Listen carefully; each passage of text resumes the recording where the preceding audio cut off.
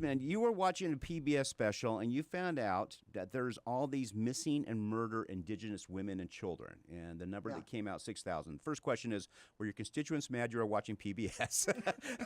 But more importantly, what have you found out about that now that you've dug into that? Well, you talk about watching PBS. In Idaho, we actually like PBS and they have some really good programs on. Great. But I was sitting down watching this report and they had this story on with some women who had from the tribes that have been involved in this. And they started talking that there are 6,000 murdered and missing indigenous women in this country every year. And I was stunned. I mean, I've been on this committee forever and I had never heard that. And if there were 6,000 people, I mean, this is twice as many people that go missing and murdered on Indian reservations and so forth, indigenous people.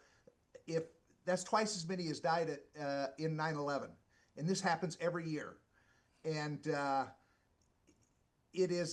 obviously a real problem. So we put together a hearing and called in some of these women to tell their story.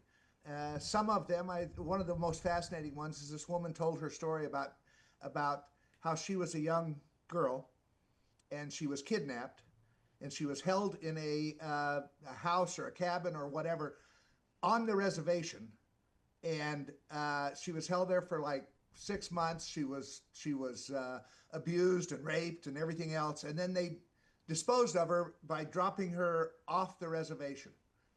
And then the challenge comes up that we find out is who has jurisdiction over that? Is that the county? Is that the tribe? She couldn't identify the house that she was kept at, and so anyway, this went along. She knows who the person is that held her, and in fact, she's now on their tribal council. And one of her constituents is the guy that held her. Oh, I mean, my. this is crazy, and 90% of it is due to the fact that they're just Indians. What the heck, and Right. we don't take them as seriously as we do any other segment of society.